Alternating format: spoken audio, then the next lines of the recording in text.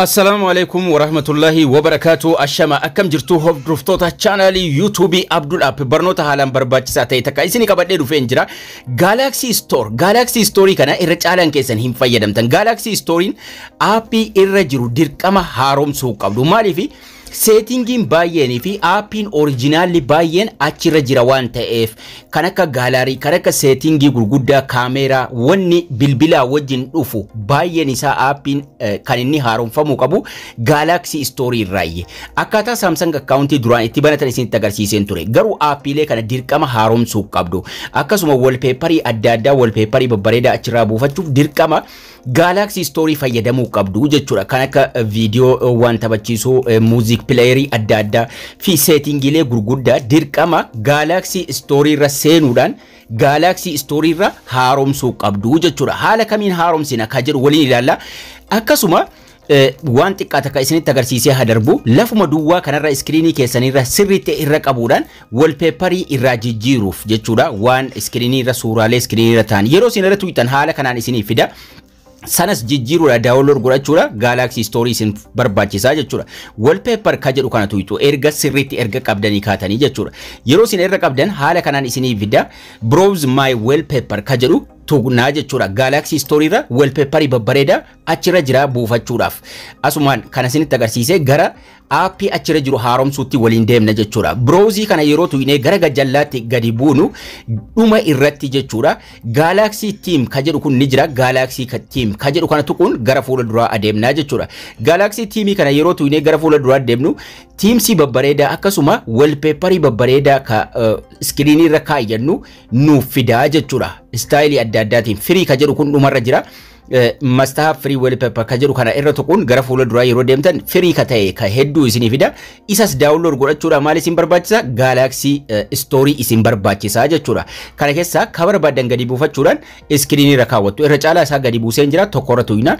Tokkorra tuquudhaan screenii durarra kaayyannaa jechuudha. Kana egaa maaltu of keessaa qabee jira? Originala Galaxy Team akkasuma appiilee originalatu asirratti haaromuu qabu. Fakkeenyaaf kanarra yeroon tuqu jala isaatti apply naan jira. Apply tuqnaa jechuudha screenii irra kaawwachuuf. Sanaan booda review jira. Preview jira. Preview tuquudhaan done waan jedhu nuuf fida akkaataan itti mul'atu. Danii san ka gubbaa jiru san tuqnaa jechuudha. Danii yeroon tuqe screeniin kiyya suuraa kanatti naaf jijjiirama. Sa'aatiin bakka eessa akka taa'u kooliin kaameraan eessa akka taa'u irratti agarsiisa. Apply godhen danii godha yeroon gidduu tuqee bahu screening kiyya suuraan kiyya jijjiirame jechuudha. Amma garuu haala kamiin Galaxy Store irra appii haaromsuu qabna. Galaxy Store kanarra yeroo seennu haala kanaan nu baasa. Mata duree sadii jala kana jira. Akkasuma appii babbareedaas achirraa argattu. Maaliif originalli kan Samsung isa kana waan ta'eef akkuma Play Store irraa buufattan inni kun garuu appii originala waliin bilbilaa waliin dhufetu irra jira jechuudha. Yeroo irra seennu haala kana yeroo nu baase gara gajjallaa kana sarara sadii menu jedhu jira. Menu kanarra tuina. Menu ra yeroo tuine my apps jedha akkasuma update jedhee jira. Update kana keessa 44 irra jira. Update ka jedhu kanarra tuqaa jechuudha. Dirqama appiin kun haaromuu qabu. Bilbilli keessan stack ta'ee hallagee isin rakkisu akkasuma settingin barnootaa barsiifamu baay'eenis adda ta'ee isin rakkisu haaromaa deema bilbilli keessa waan ta'eef jechuudha. Update ka jedhu kanarra tuqnaa jechuudha.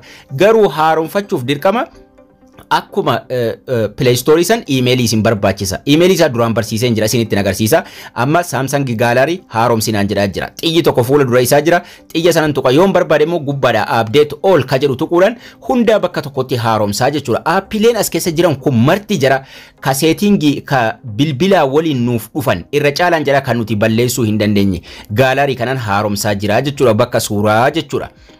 Appiileen achi keessa jiran irra caalaan jira bilbila irraa balleessuu hin dandeenyu siistama bilbilaa baadhatanii taa'aa jiru waan ta'eef akkuma Play Store irraa appii buufachuuf emailii isin barbaachisu emailii itti galchitanii emailii Google Gmail banattanii appii asirraa buufattan sanatti inni kun isa originala kan inni ofiif qabu jechuudha. Galaxy Store. Galaxy Store irraa immoo appii buufachuuf dirqama maal isin barbaachisa? Settingii irra seenuudhaan Samsung account isin barbaachisaa jechuudha. Samsung account kan akkaataatti banatan duraan barsiiseen jira. Video 3-4 dura xumura irratti kan isinitti agarsiisu ta'a. So Galaxy Store kanarra seenuudhaan update keessa seentanii aappilee as keessa jiran aappilee originala bilbilaa waliin dhufan kana xiyya fuula dura isaa jiru tuquudhaan kan keessaa isin barbaach kan akka kaalandarii kan akka sa'aatii wanni baay'een sistemni baay'een bilbilli qabu aappiin isaa kan akka Samsung Cloud hedduun wanni faayidaa gurguddaa qaban as keessa jiru jechuudha. Kanaafuu jara kana dirqama haaromsuu qabdu jechuudha. Hundi jaraatu ka bilbila waliin dhufan kan nuti bilbila irraa ofirraa balleessuu hin dandeenye yeroon jaraa itti darbe haaromsuu qabdu jechuudha. Itti fayyadamaafis isin rakkisaa deema yoo hin haaromsine. Kanaafuu xiyya fuula dura isaa jiru irra tuttuquudhaan tokkoon jaraa hundayyuu waan as keessa jiru haaromsuu qabdu jechuudha. Kana haaromsuudhaaf immoo dirqama aappii Galaxy Store fayyadamuu qabdu jechuudha. Maaliif irra caalaan jira Play Store keessatti hin baha waan ta'eef ka Play Store duraan barsiiseen jira akkaataa aappii achi keessa jiru itti haaromsinuu jechuudha.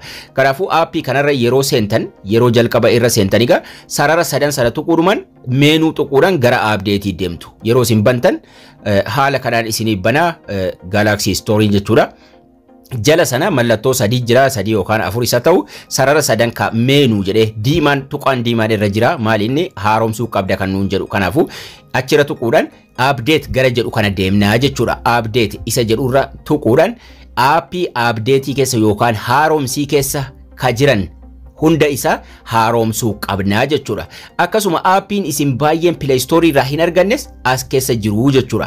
Aappiin baay'een isin Play Store irraa dhabdan dhufee as keessa jira waan ta'eef asuma keessa akkuma Play Store irraa WhatsApp search godhatanii buufattan, Imo search godhatanii buufattanittis asuma keessaas search godhatanii buufattu. Device caring kun amma dhimma waan guddaa bilbila keenya irraa eega. Akka baatiriin keenya damage hin taane hin dadhabne akkasuma dhimma storage fi akkasuma dabalataanis vaayirasii bilbila keenyarraa eegaa jechuudha. Kanaafuu aappiilee haalaan barbaachisaa tahantu as keessatti walitti qabamanii akka nuti haaromsinu nu gaafataa jechuudha. Kanaafuu aappiilee as keessa jiran kana guutummaan guutuutti aappii nuti hin beekne baay'ee jiru waan ta'eef guutummaan guutuutti haaromsuu qabnaa jechuudha. Aappiilee kana irra caalaa jira ittiin fayyadamnu garuu siistama bilbilaa keessa jiru waan ta'eef haaromsuu qabna. Akkasuma waan akka gaalarii security folderiin kun faa footoo keessa qollofuuf folderii adda addaa itti qollofuuf kan baay'een jira ka dhokatanii ta'an akkasuma ka bilbila irraa osuma hin balleessina jenne balleessuu hin dandeenye. Maaliif siistama bilbilaatii wajjin uumaman waan ta'eef jechuudha. Yeroo dhumanu bilbila haaraa bitannu aappiileen kun bilbila irra jiru jechuudha. Kanaafuu aappii kana dirqama tokkoon jira feenu bakka takkatti update irra seenuudha haaromsuu dandeenya. Akkasuma my app irra yeroo seentan waan akka Teams adda addaa wallpaperii suuraa nuti fuula dura irra kaayyannu marti as keessatti bal'inaan arganna. Achi keessaas download goone itti fayyadamna jechuudha gara bilbila keenyaatti gadi buufanne. Kanaafuu Galaxy Store kun kan inni hojjetu akkuma Play Store Gmailidhaan hojjetu yookaan Google accountidhaan hojjetu inni kun immoo Samsung accountidhaan dalagaa jechuudha.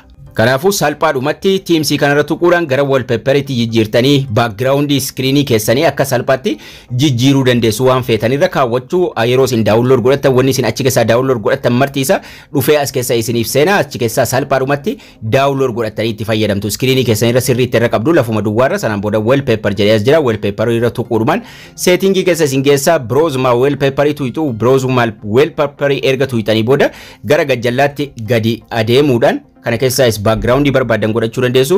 Galaxy Teams ka jedhu kana tuyituu jechuudha. Yeroo isin kana tuyitan haala kana isinii fida gara gajjallaatti gadi bu'uudhaan free ka jedhu ni jira. Free san gadi buufattanii akka feetanitti itti fayyadamtu jechuudha. Kanaaf immoo dirqama maal qabaachuu qabdu bilbilli keessan Samsung account banamuu qabaa jechuudha. Samsung accountiin faayidaa guddaa isiniif qaba waan ta'eef video isaanis bal'inaan isinii qabadheen dhufa. Akkasuma warri Samsung account haga ammaatti hin bananne chaanaaliidhuma YouTube kiyyaa jala seenuudhaan mata duree video jedhu jala seentanii xiqqoo si yeroo gara gajjallaatti gaddeemtan mata duree lammaffaa mata duree video jala seentanii xiqqoo yeroo gara gajjallaatti gadi buutan akkaataa Samsung account itti banatan barnoonni jedhu ni jira. Barnoota kana daawwattanii salphaatti banachuu dandeessuun isiniin jira.